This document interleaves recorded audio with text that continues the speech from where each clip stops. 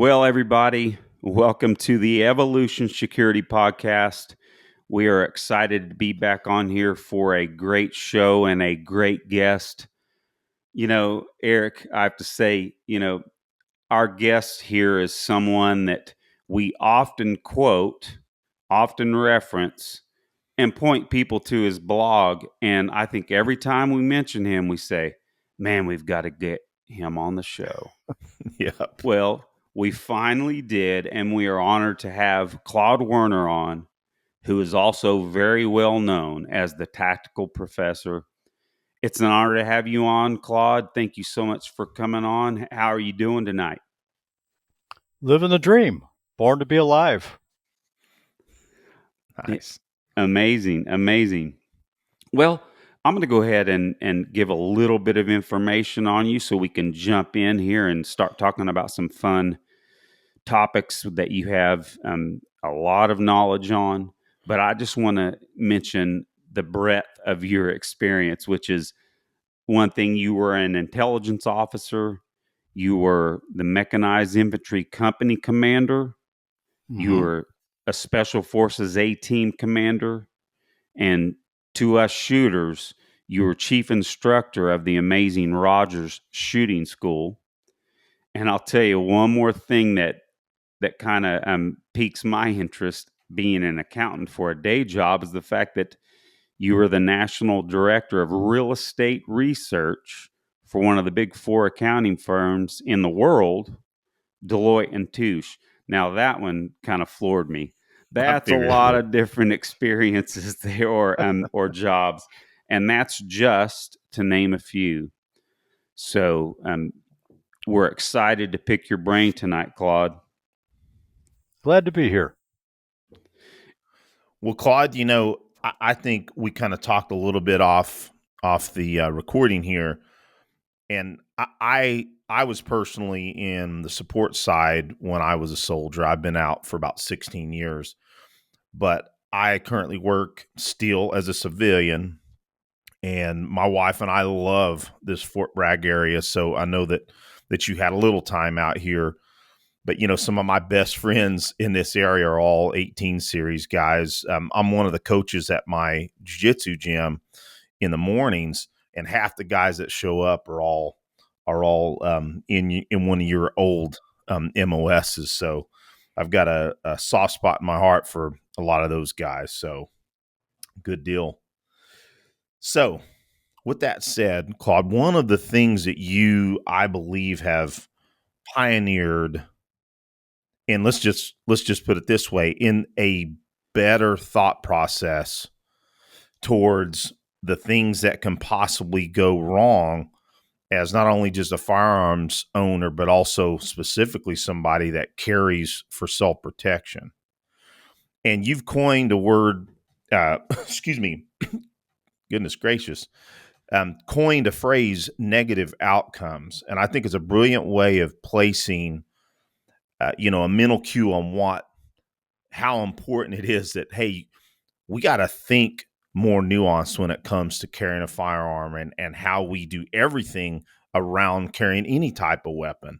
But can you espouse what negative outcomes are and give our audience some examples, if you don't mind? Espouse as much as you want. The concept originally came from my colleague Craig Douglas at the tactical conference, I think probably 10 years ago. And he came up to me at the end of the conference and he said, you should do a presentation on what he called at the time bad shootings. Because I think that things had not gone quite as well as for the students as he would have liked in his interactive scenario class that he was teaching. And I thought, well, that's interesting. And Craig knows that I'm not afraid to ruffle feathers and delve into things. So I started researching it, and very quickly I realized it was more than just bad shootings, although that is a part of it. But the the depth of them went a lot deeper than that. So I just started cataloging things, which is kind of my training in the research and intelligence side of breaking things down. And so I had things like what we might consider just bad shooting, shouldn't have shot the person. But then it was things like, well, maybe you shouldn't shoot yourself, which happens more often than people realize. It Or counts too, huh? yeah, that's a bad shooting as well, but probably different than what Craig had originally thought. And the list kind of expanded to things that went beyond what the training community, tends to think of as necessary or not necessary. So, for instance, one of the things that I found out was in my study, at least, and I would say it's pretty comprehensive. I have about it's pushing 6,000 private citizen shooting incidents, or I should say defensive gun uses, because not all of them involve shooting, but the majority of them do. So I have a pretty in-depth database to back this up with, and it's really the decision making rather than the marksmanship that is the thing that gets people into trouble. They let their emotions get carried away with them, um, or we could take it in another area of, let's say, allowing what I call unauthorized access, when people allow other people who shouldn't have access to guns, children being the primary one, but not necessarily all the time. Sometimes you have crazy relatives or just goofy ones. Yep. And when they get access to guns, it's a problem, and kids, now, to be fair, kids shoot themselves pretty, and their friends, occasionally, unfortunately, sometimes their parents, um, about once a day. Let's on a basis. Let's say that is still less than the number of children who drown in pools. So it's not a huge problem until it happens to you, and then it's a life changing problem. Someone whose child accesses their gun and shoots themselves or shoots another kid or shoots their parent, that person will never be the same again, for understandable reasons. So those were the kind of things that I thought of as negative outcomes. And I have a list of 13 of them. Uh, chasing and shooting is another one. Not understanding, and by chasing and shooting, I mean people have to understand that we are not law enforcement officers. And once the criminal breaks contact, it's time to just let them go. And I had a very interesting experience years ago. I was in a force on force training exercise for about 10 years.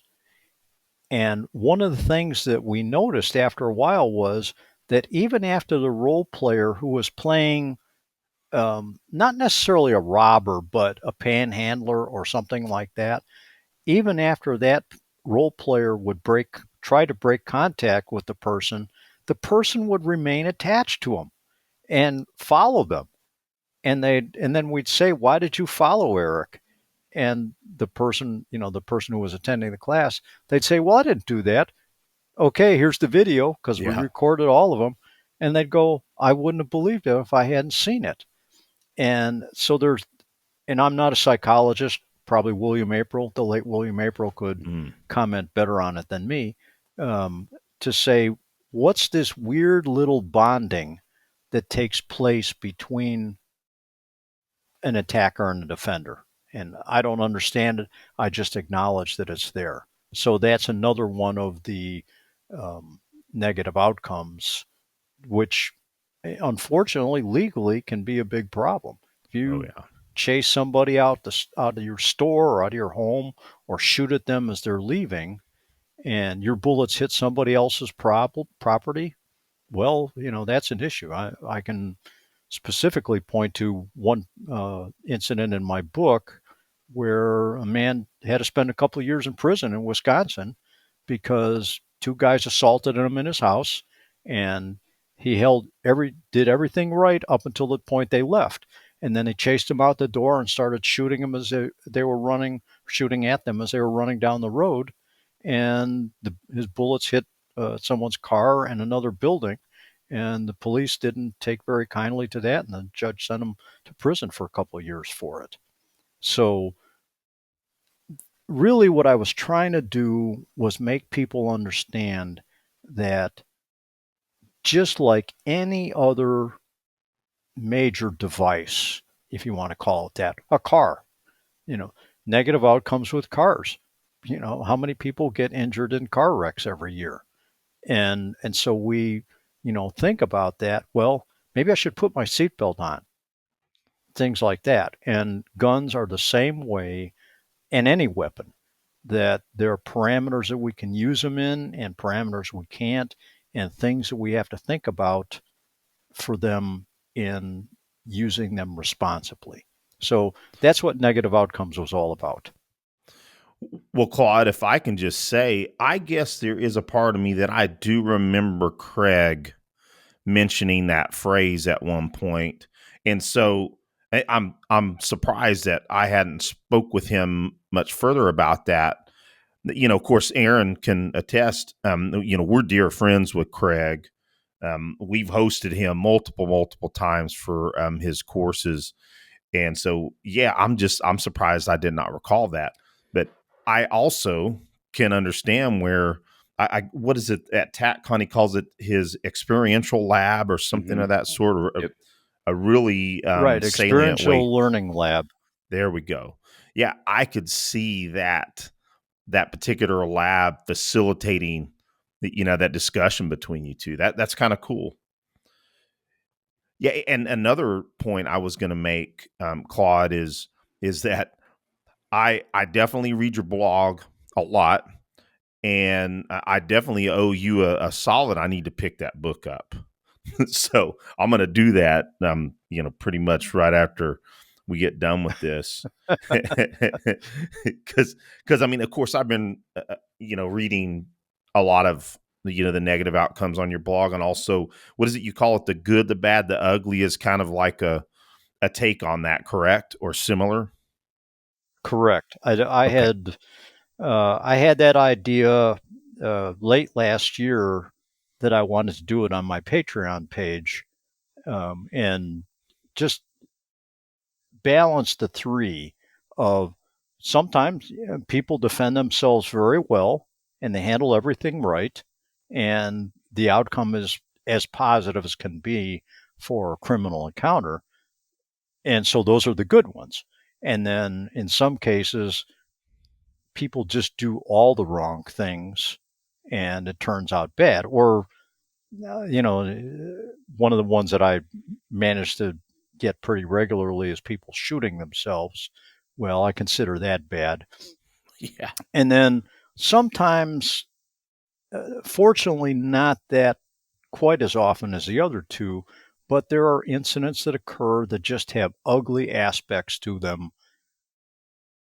Frankly, not always on the part of the person who's involved in the incident, but what people comment about later. Um, Hmm. and one of the big things that really annoys me and saddens me is when someone shoots an attacker and the attacker doesn't die but is taken into custody by the police.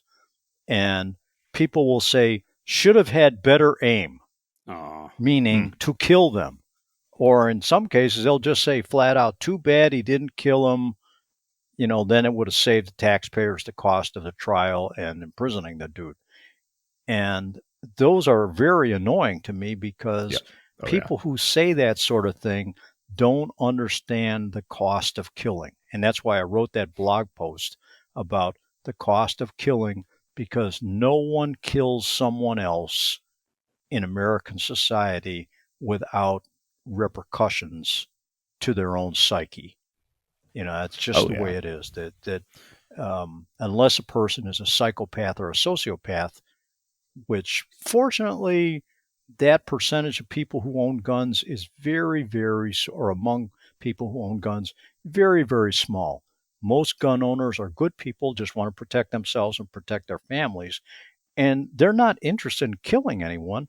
They're just interested in making sure that they don't get killed or their family members don't get killed or seriously injured or whatever.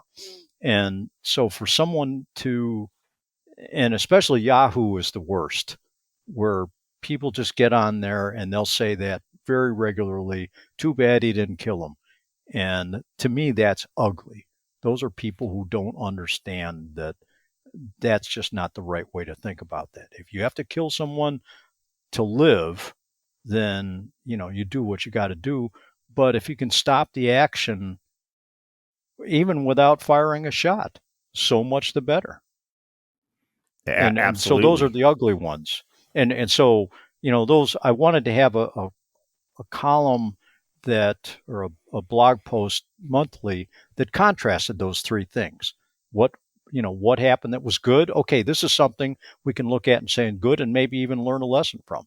And something that's bad, well, we can learn lessons from that too at someone else's expense, if they shoot themselves or whatever. And ugly, maybe we should adjust our thinking about that if it's anything that's entered our mind.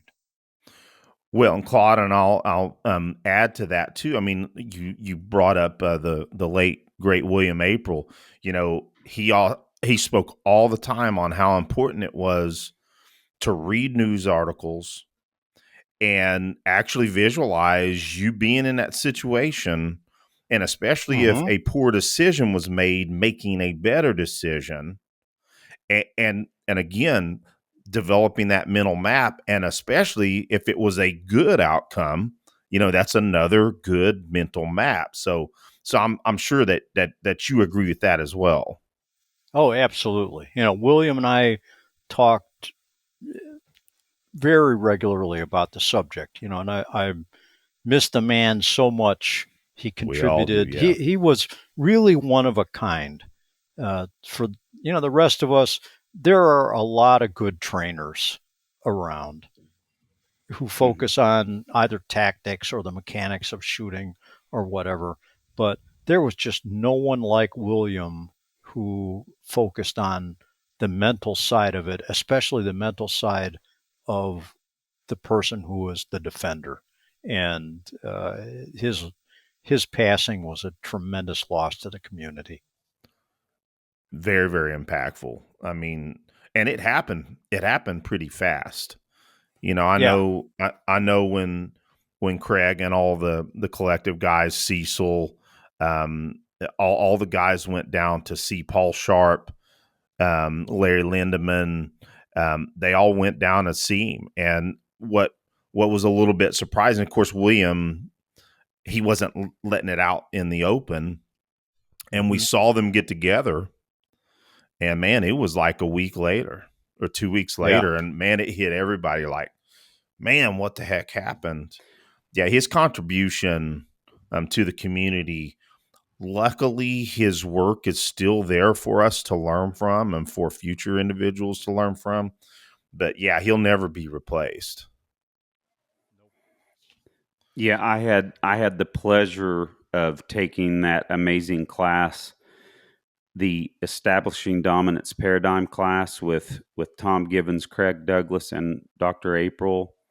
And my favorite my favorite part of the class was Dr. William April's lectures. It was just so enjoyable. And I do have to say, Eric, do you recall this? This was an interesting aspect. Before he passed on, it was interesting. We had him on the show a few times, but he actually reached out to us and wanted to come chat with us again.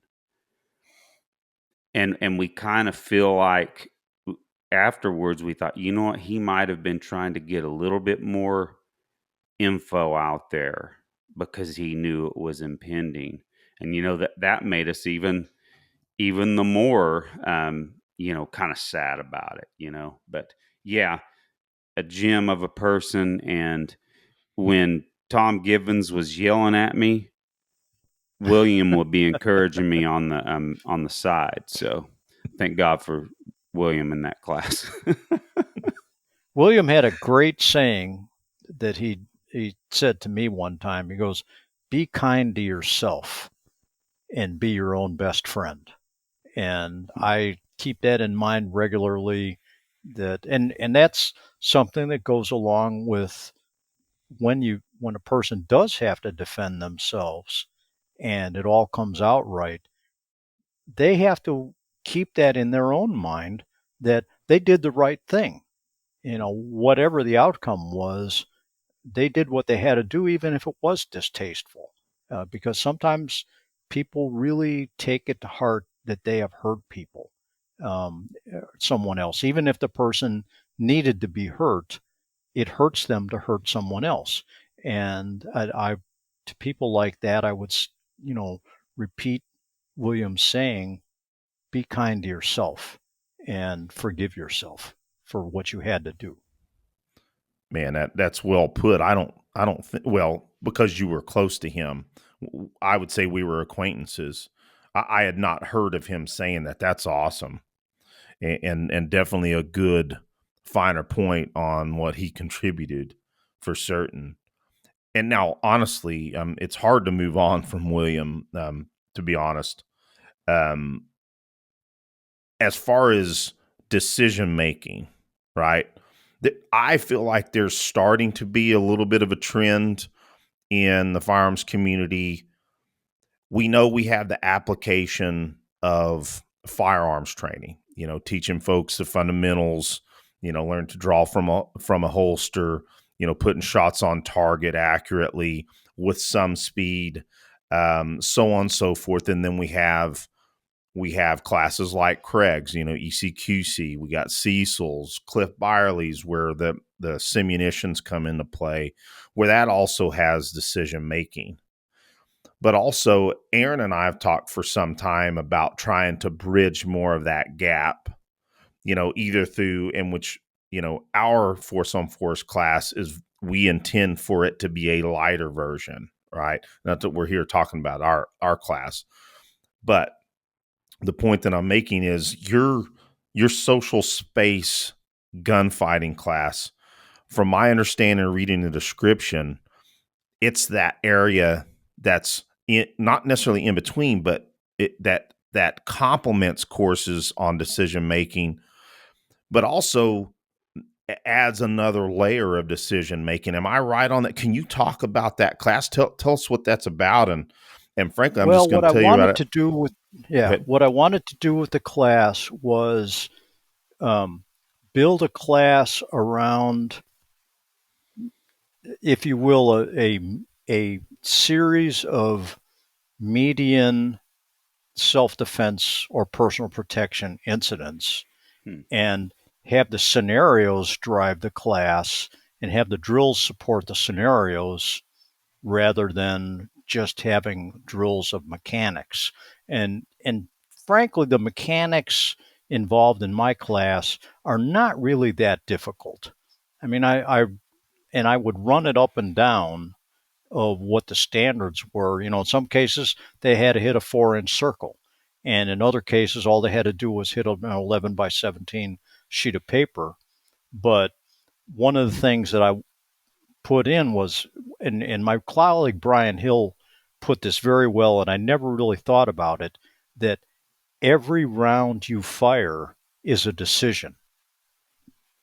And he means it in the sense of, not only am I justified in firing it, but do I have an adequate sight picture or index on the target at very close range? And can I press the trigger adequately where the round will hit where it's supposed to and not go flying off into space? So that was part of it, and I posed that to the class exactly that way, that every round you fire is a decision. But then I came up with a little decision drill that was a simplified version of a set of targets that I had designed for action targets, I don't know, at least 10 years ago, where the whole class would, or the relay of the class would be online, but I designed the target so that not everyone got a shoot command each time. Sometimes they would just not get a shoot command and get used to the idea that just because there's a stimulus doesn't mean that's time for you to fire your gun. And everyone really liked that. They said it was very Awesome. challenging. And in the police context, you think about it as a way of avoiding bunch firing, which is the way I originally designed the drill because I was doing more training for the police back then. But even among private citizens, you might have to say, well, this situation is slightly threatening, but as the LAPD puts it, and I learn a lot from the LAPD. I think they have a fine training program, and I derive what I can for private citizens from them. And their thing about when to draw a gun is, has the situation arisen to the point where there is a likelihood of having to escalate it to deadly force? And if that's not the case, then LAPD officers are not supposed to draw their guns at all or exhibit a gun. And I think that's not a bad rule for us to observe as private citizens as well, Oh yeah. because if you pull a gun out and you're not justified in doing it, well, to a police officer, that's probably not that big of a deal, or at most they have to write a report about why they did that. For us, it's aggravated assault. It's Yep. a felony. So, what I wanted to do with that little drill, and it's a short one, it's about 24 rounds, but I wanted people to get used to the idea of thinking with a gun in their hand or thinking about when to put the gun in their hand. So Mm. that was the most structured version of the decision making process in the class. But then in the scenarios, they had to make decisions about when to move, where to move. Um, they were all set up because they were all shooting incidents that I drew from the armed citizen column of the NRA publications, and I use that. I have been using that for almost 20 years now as a basis of this is what reality is. And I find that very useful to impart that to people, that this is what situations actually look like, and that's why I wanted to have that class driven by the scenarios and not by the technical aspects of shooting. Well, Claude, I think I sent to you in one of the messages that I was bummed because if it wasn't for the fact that it was my anniversary, I would have been there. Cause and now that you described it even more thoroughly, man, I'm bummed. But I think I told you, and Aaron remembers this. We hosted Craig one year for ECQC, and we couldn't find a proper date. And my wife is the one suggested, well, just do it on our anniversary if that works for Craig. And I'm like, babe, are you sure? And she's like, yeah, I don't mind. And and you may recall at the hot wash, Aaron, when Craig didn't even know it was my anniversary. He's like, oh my gosh. But my wife was a good sport about it. I made it up to her.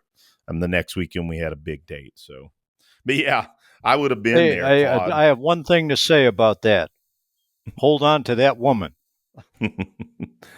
I'm doing my best.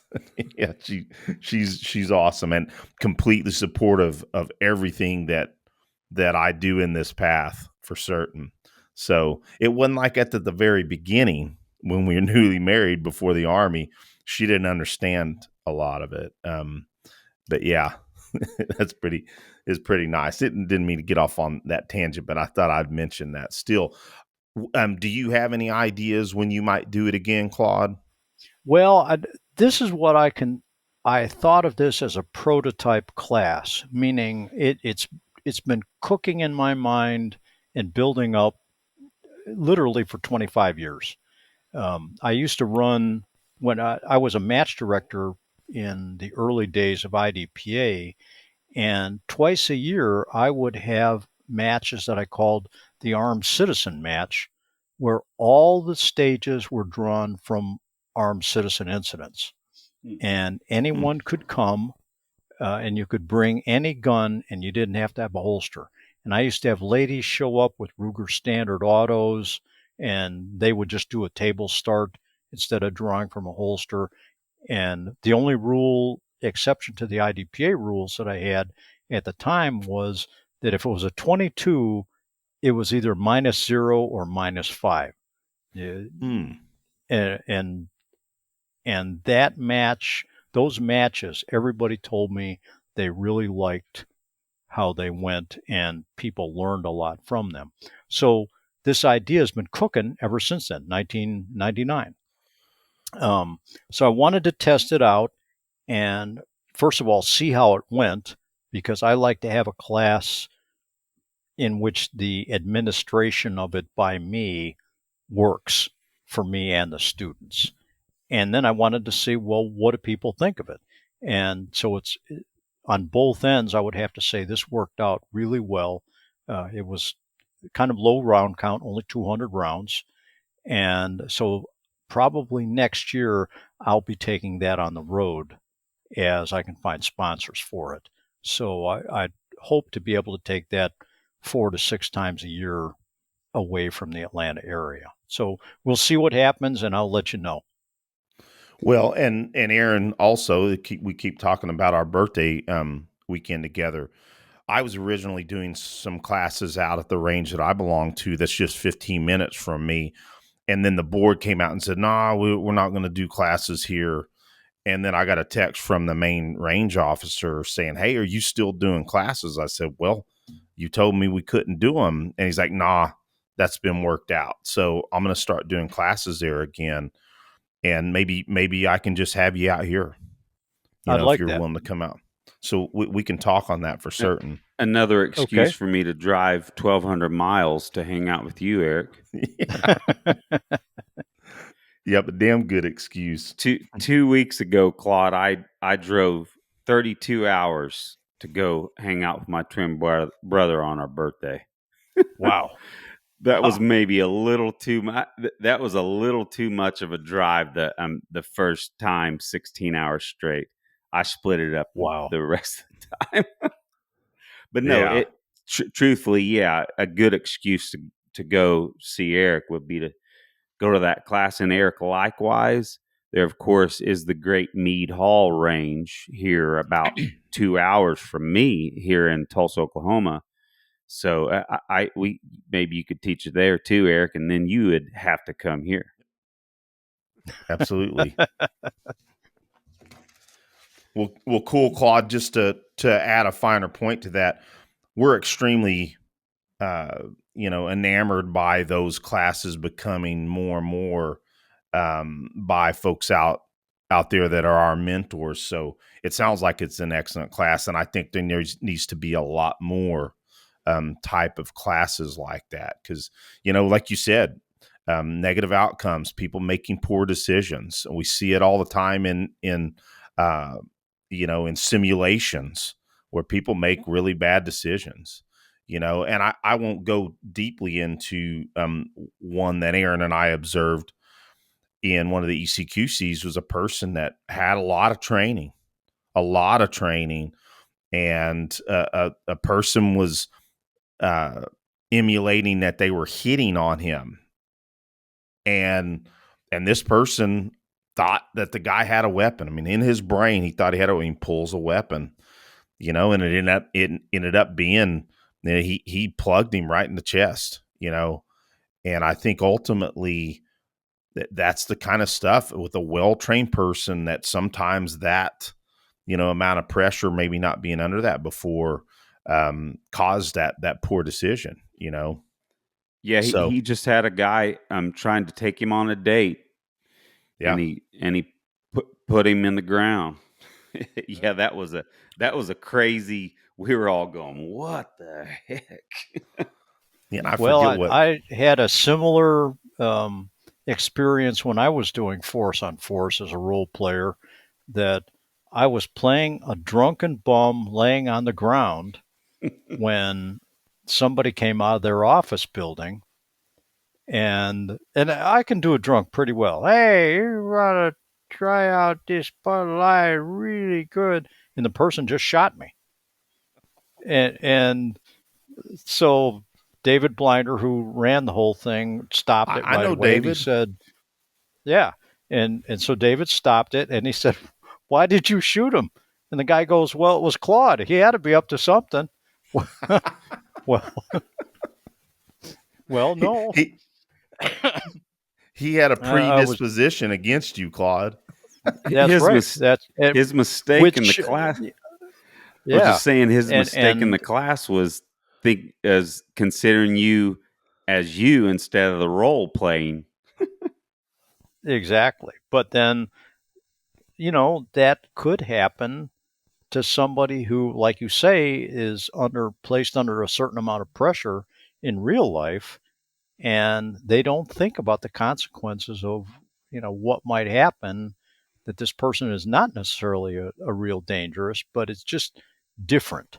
It's just different. And there's in going back to negative outcomes, there was an incident that I described in the book about a lady who was loading groceries into the back of her car in a Walmart parking lot.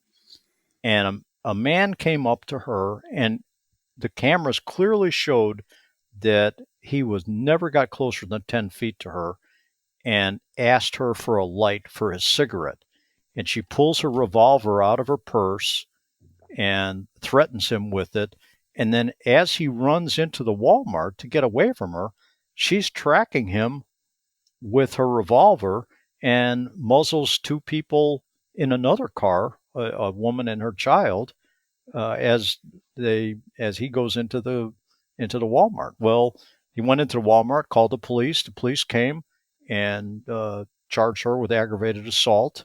And I don't have the outcome of the case, but clearly she was in the wrong there. And she said, "I've never been so scared in my life because somebody came up and um, asked her a question while she was what Craig describes as a state of task fixation. She was Mhm. loading her groceries and just had no idea of what was going on around her, and and then reacted badly to that. Well, sorry, but I hope that she didn't have to do any time over that, but there was that possibility, and she's clearly going to lose her gun permit over it. Oh yeah. So, that was a bad situation. Sounds like her amygdala took over, didn't it? Mm-hmm. Exactly. Well, Well, what you got, Aaron? so as we were just talking a little bit about me coming to spend some time with Eric, so a couple of weeks ago we spent our birthday together, and there's absolutely no way that he and I can get together without a significant amount of training, because we go to a lot of classes together and we've taught classes together, but we rarely just get to chill out and do some training together, just the two of us. So we had a few things planned, and one of the we were shooting pistols one day, and then carbine the next day. So on the carbine day, Eric set us up to take the Ohio police carbine qualification. And we talked about this multiple episodes ago, and Eric learned about it through your blog. Well, so we ran through that this weekend. I mean, that weekend, and I'll tell you, it just was an incredible set of standards to work on and meet that covered almost everything you would need to with the carbine as even as a civilian in my mind. But it was a blast. But what we would like to know is, why do you believe that that's an important standard qualification to work on?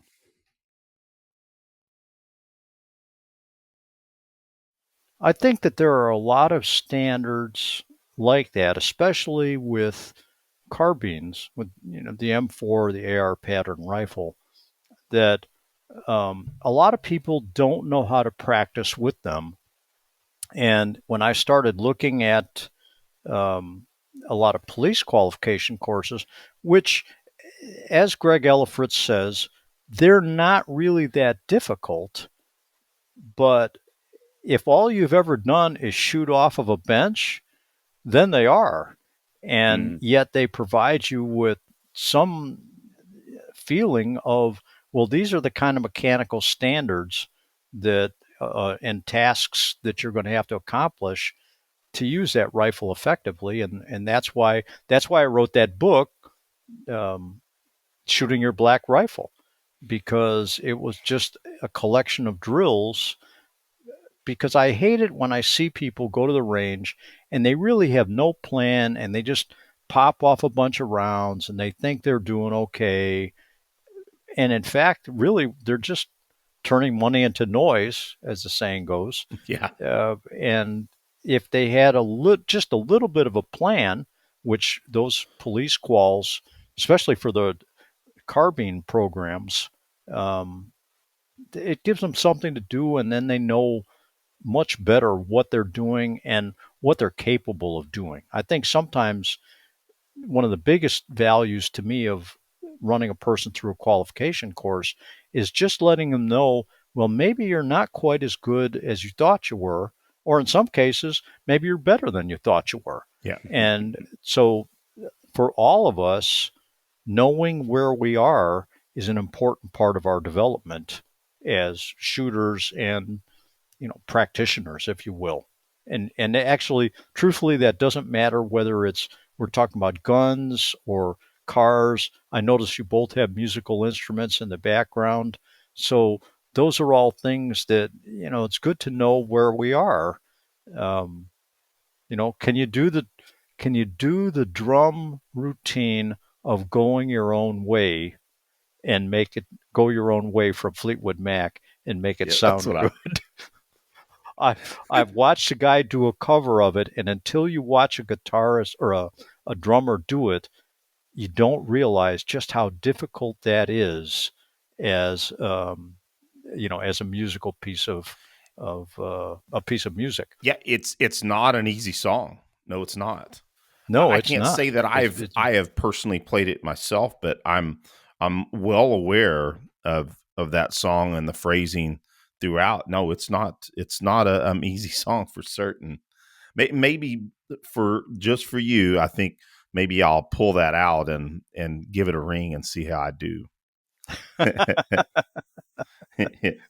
Very cool. So, Well, knowing where you're at your skill level, that's an important part of our knowledge of, well, what do I need to do to get better? Well, if you don't know where you are to start with, how do you know what to do to get better?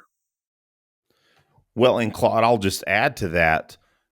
Yes, that as a qualification itself, the standard is not real difficult, but you can also make it more difficult by, like, again, the scoring zones, you can make the scoring zones smaller, and strive to be 100%, you know, and not to be a smart aleck. I hope this doesn't sound, and we were going to ask you what your thoughts were on it. One of the things that we thought to do, well, okay, we shot it to standard. Um, let's push it. And Aaron and I, like, we did it in half the par time. And boy, once Right. you did it Right. half the par time, then it got spicy, yes. especially at 25 and 50, which that was a lot of fun. Aaron, I think you felt like, oh, yeah, this, it was fun either way. I personally think it's important to go by the standard.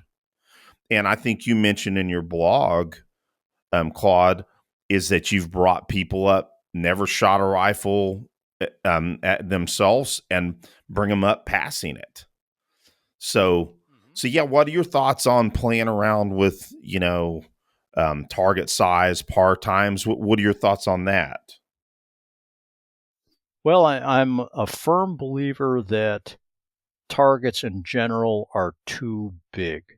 And that's why in social space gunfighting, um, I had the main target that people were shooting at was an 11 by 17 piece of paper, which when you put that on a IDPA target or on a B-27, you realize how much bigger the silhouette is than that.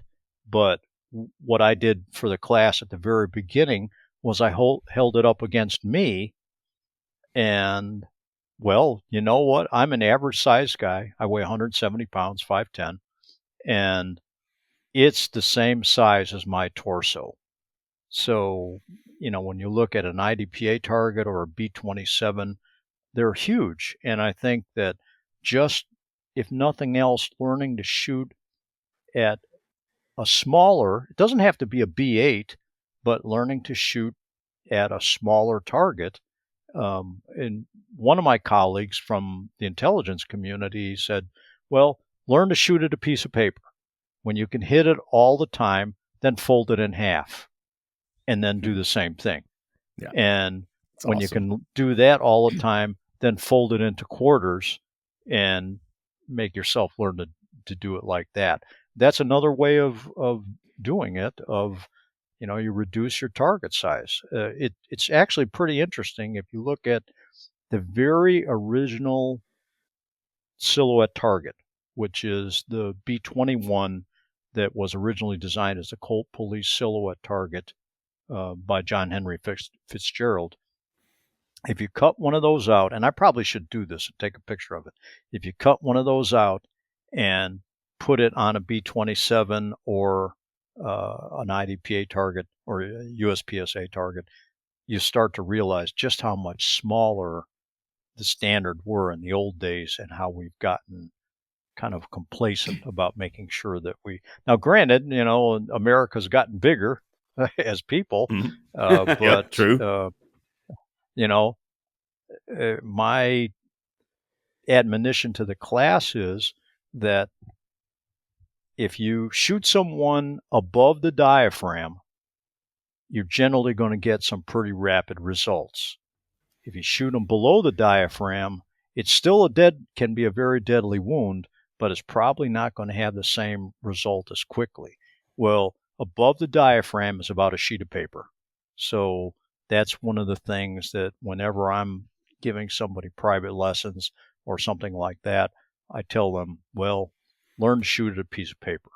And interestingly, in the NRA personal protection courses, that's what the standard is for the add-on exercises for the courts. The takeaway practice afterwards is a sheet of paper.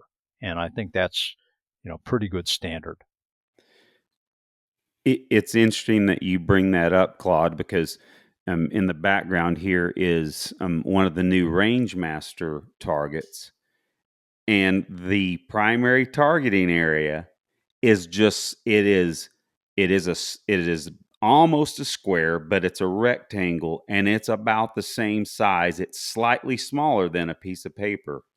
I just find that real interesting because I just got this target to practice with, and I found that real interesting that you said that, and I measured it. I was like, okay, this is just slightly less than a piece of paper. Interesting.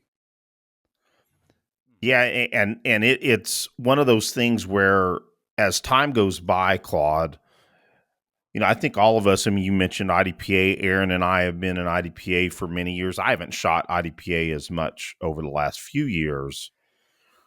But I think there's a point where, and if Tim Herron's listening out there, absolutely not poo-pooing, going fast with the pistol, or Mike Seeklander, I know he listens to.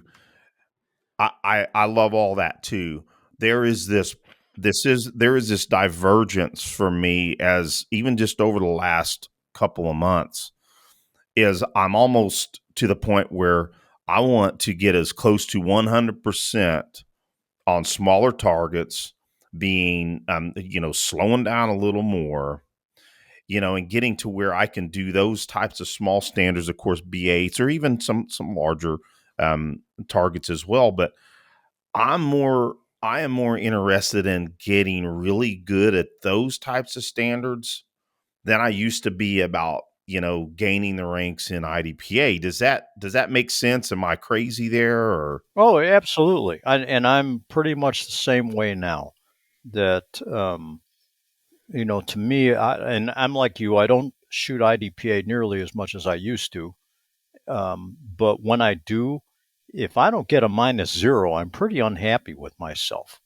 That's really the standard that I'm looking for. Is I'm not looking for anything outside of the -0, and whatever sight picture I need to get. And here again, we go back to Brian Hill's discussion about a decision, mm-hmm. and those decisions are split-second decisions. Do I have enough of a sight picture to make the hit, and can I press the trigger smoothly enough to do that? And making sure that I don't like to think about shooting slower. It's an idea that I got from Bill Rogers, that he says shoot God, better, yeah. and Thank you. I so like what that. does that mean? Well, that really means make sure that you have a good enough sight picture or index. At close range, you might be only indexing the gun on the target, but make sure that you have that, and then press the trigger smoothly enough to make the shot happen. Nice. I like that. I wrote that down. Shoot better, because we also like enhancing our mental game, and I think that's a better way to think about it. Instead of slow down, shoot better. I like that. And Excellent. I'll add to that is that, and I think, and forgive me, I think it was Daryl Bolke and a couple of the other guys were speaking a little bit more on this about, folks getting to the point where your splits are so short, getting down in the 2/10, two tenths of a second, trying to get into the teens, and how really at some point you're taking your decision process out of that. You're shooting faster than you can make a proper decision. And I think there's some bearing on that as well, that although we might be able to shoot those real fast splits, but are we really wanting to try to get our splits up to where we still have enough time to make a decision? And outside of the reactionary time gap. Yep. Excellently. Yeah, it kind of along the same lines. Well, excellent. Well, Claude, we're getting close to an hour here, buddy, and man, we have covered a lot of awesome subject. I hope that sometime you'd be willing to come back on, because we had a couple of subjects that we didn't cover. And I know Aaron has one last question, but man, this has been a lot of fun. Again, hopefully you don't mind coming back on. I've enjoyed it. I really appreciate the invite to be on your podcast. Awesome, buddy. It's been an honor. I mean, it has been. Aaron and I've been doing this show, what, 4 years, Aaron? Bro, I think it's 5 now. Yeah, it's okay. So we just hit season 6. That's right. So it's been 5 years, and we probably talked about inviting you on probably the whole time, Claude. So I remember you Well, we from the finally made TPI it. days. Yeah. Mm-hmm. Mm-hmm. So, yes, this is well known, and in my opinion, it is the most important question of the show, Claude. And that is, who are your top 3 favorite bands and or musicians? Okay. In no particular order. Okay. Answer how Fleetwood you like. Mac,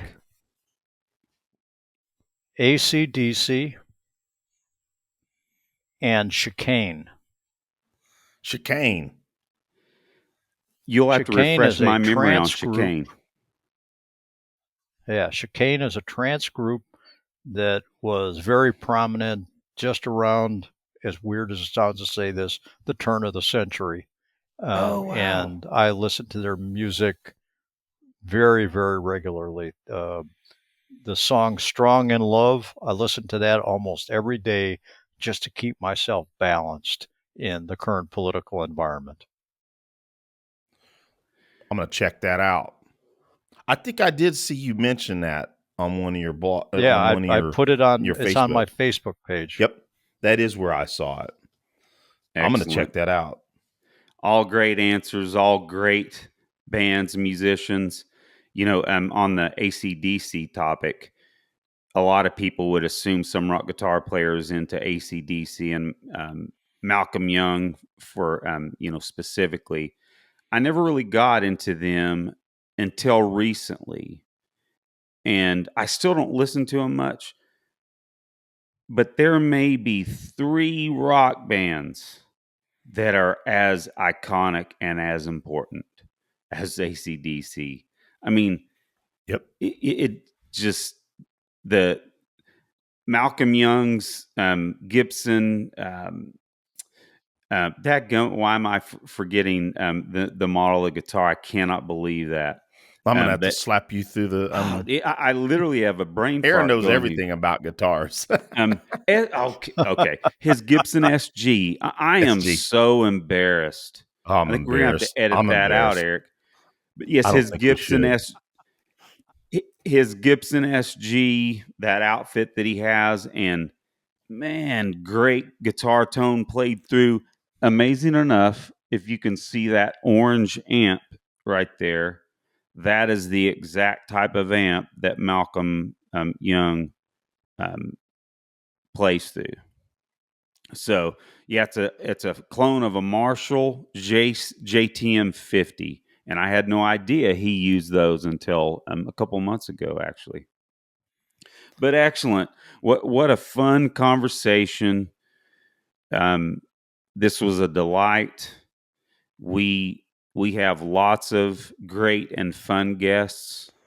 Sometimes we get to say that some stick out as a great, just an extra special episode to us, and this was genuinely one of those. Absolutely. Agreed. Claude. So thanks for spending your time with us, and we hope to talk to you again soon, and hopefully get to attend one of your classes and or just meet you in person sometimes. It was a great pleasure. Thank you. Well, and real quick, Claude, for those in our audience that may not know, and I'm going to put all this in the show notes, by the way, is tell folks how they can reach you, buddy. thetacticalprofessor.net. That's my blogs, and I post everything there eventually. If I do anything else, I link it there. So the Tactical Professor, all one word, .net. Excellent. Yeah. Again, at least this year, Aaron, we've talked about Claude's stuff and posted it on our show notes at least a few times. So, and we've done it throughout the show. So, all right, Claude. Well, listen, you have a blessed evening, and let's do this again, and let's get this class together when you're ready to do it. Okay. Sounds excellent, guys. Living the dream. Born to be alive. There Awesome. you go. Awesome. Take care, guys.